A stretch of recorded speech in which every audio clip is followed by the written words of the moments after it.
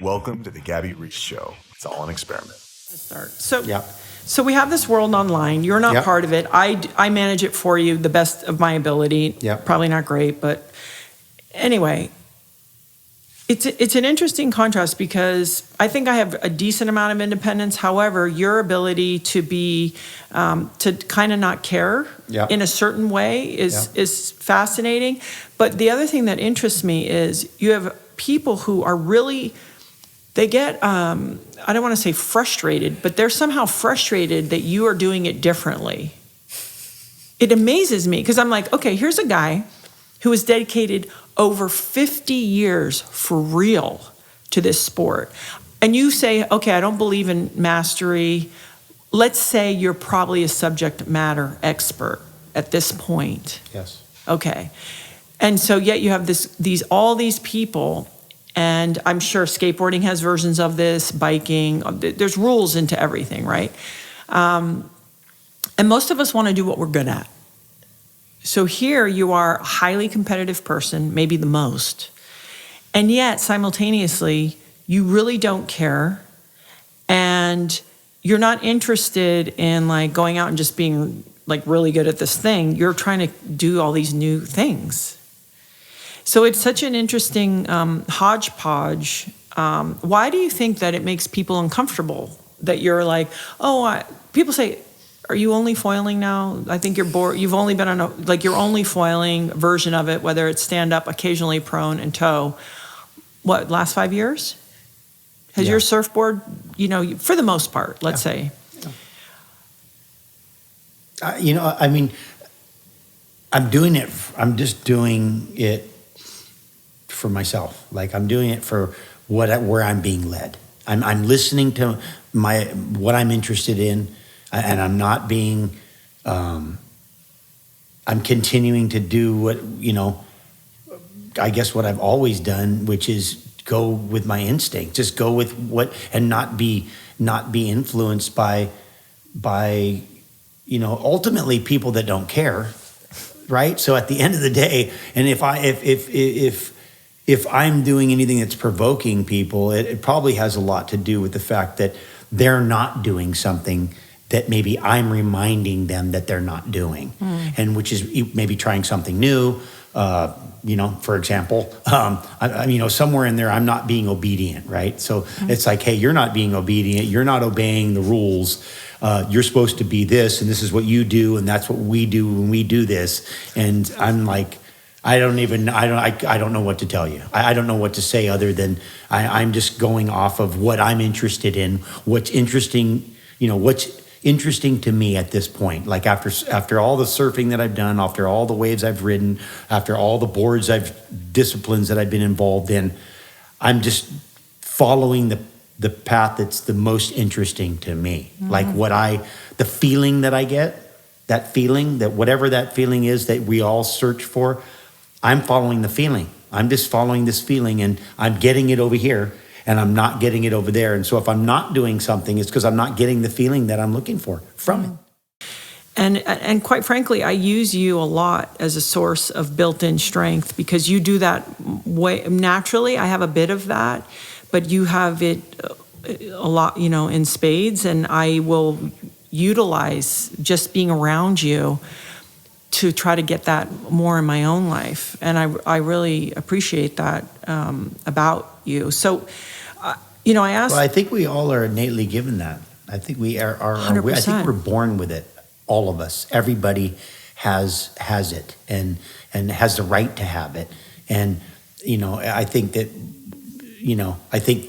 one thing for sure is you definitely will be provoked by someone that is doing something or following something that you intuitively sense that you have and know too, but you aren't. And I think that no one likes that. I know that pisses me off, and so I can see where it could be provoking. But you don't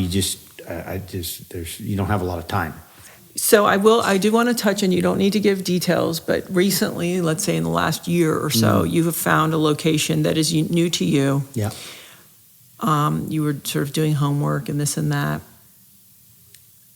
I do find it fascinating that you're looking always for sort of a new frontier where there's nobody. And what a is new thing where there's nobody, a new frontier where there's nobody. Yeah, I'm always looking for the nobody.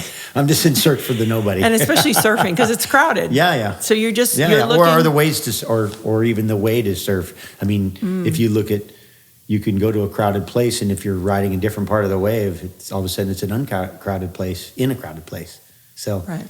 there's always. I mean, I keep saying I'm gonna have to go under the water because there's no one out there. So that's gonna be the next. At some point, there's gonna be a time when it's like, you know what, the surface has got way too many people. We're gonna have to go underground, habitate underground. The humans are gonna have to start living underground just because. Yeah, forget Mars. There's just too many people on top. Yeah. Yeah. But is there something in the more recent 20 years or 25 years of surfing that you recognize that as a very heavy moment? So obviously Chopu, Tehopu, that wave, the millennial wave was, you knew in it and when you came out of it that it was a very heavy and dangerous situation. Yeah. Is there another time and location that you... Well, that the day I spent on the ocean, not sure if I would ever see land again. That was, that lost at sea. Do you want to explain that? That was lost at sea. That was just jet skiing between islands and just jet skiing between. Yeah, between Maui and the Big Island, and there was bad fog, and so the visibility was bad. And then my fearless helicopter pilot Don Scheer, I told him my compass bearing. He's like, "Oh, that's way too low. Go a little higher." So I kind of split the difference, but the current was excessively strong. The visibility was bad, and I didn't have instruments of any kind. I had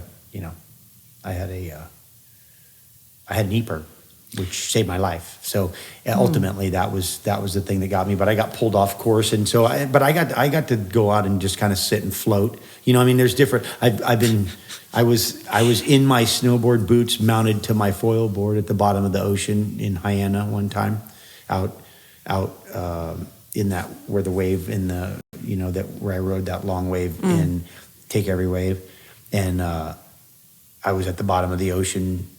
Connected to your board? Yeah. Well, so for people who don't know, that strut is maybe 4 feet long. Yeah. And that rig weighs? Like 30 or 40 pounds. And you have snowboard boots. And they typically have quick release. Yeah. But I was separate. I wasn't able to get down to my feet.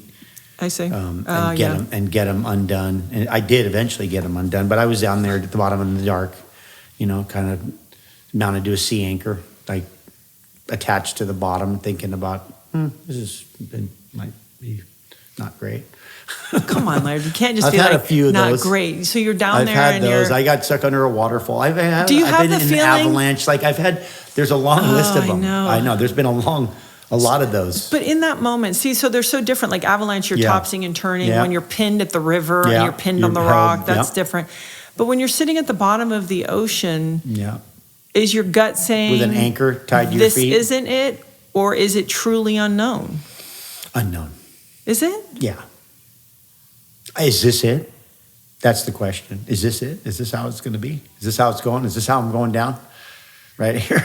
Is this how I'm going down right here? Is this how it's, is this how it's, I mean, we're all going to have one. I mean, how's it going to go down? How did your departure go down? So you have a thing about getting up back on the horse. Yeah. Like if you've gotten hurt, you get back on the horse, you go the opposite way. You don't actually, because you believe that you don't want that fear to bake in. Yeah. Okay, so you're sitting at the bottom of the ocean, you're anchored down, and it's a close call. Yeah. When you come up from that particular, let's say, situation, do you ride another wave or do you call it for the day? Yeah, no. You ride another wave. You ride another wave. You don't, you just don't.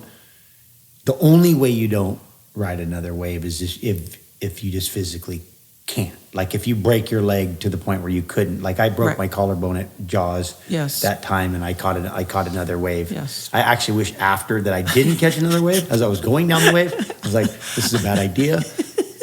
But I like, it's like you want to finish on a high note, you want to finish on a positive. Like, you know what? I missed that one. Let me just make one, and then I'll be okay. Now I'm done. I'm good. So yeah, when you can, I mean, I've had time. I've had some injuries where it was like, not going to do another one. But when you can, yeah. One of the reasons you were driving the jet ski from the Big Island to Maui was because you were in the movie Waterworld. Yes, I was working in Waterworld. And you were a smoker? What was it called? I was a smoker, and then I also doubled for Kevin Costner on a couple scenes, but his clothes didn't fit me too well. So they didn't? No, they were like, yeah, sorry. What was the line he said to you when he said goodbye to you? After I got lost at sea, and then I got found, and then it was like the last day of shooting. Yes. And he said, "Be as safe as you can be." And I was like, that kind of leaves it open because I can't. I'm not. Wouldn't. He didn't say be as safe as possible. No. He said be as safe as you can be. What was that like with all these with these stunt guys? Yeah. Like when you had downtime. Yeah. All the stuntmen. Oh.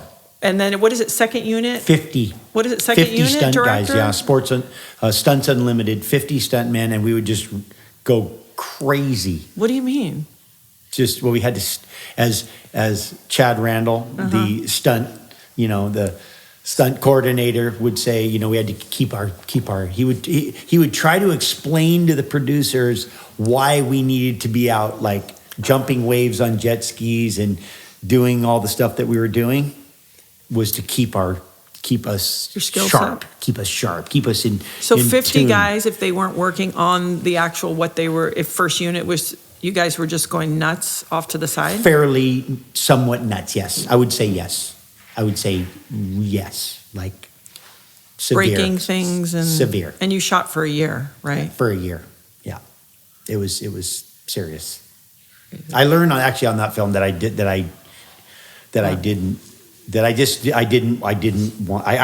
have the capacity to wait on a set. Like I couldn't. I go. You know what? I appreciate this film work. This film works great, but I just realized at that point it's going to be a no-go because I just am not capable of actually just waiting and waiting and waiting and waiting. But get ready, hurry up. But are you ready? Then, okay, no, yeah, wait, yeah. yes. Okay, come on. No, not yet. Okay, I just was like, that's bad. Thanks so much for listening. And if you'd like, rate, subscribe, and leave us a review. All of my music was graciously done by Frank Zumo and Tom Thacker. If you want to see some of the behind-the-scenes action, just follow me at Gabby Reese. And remember, don't miss new episodes every Monday.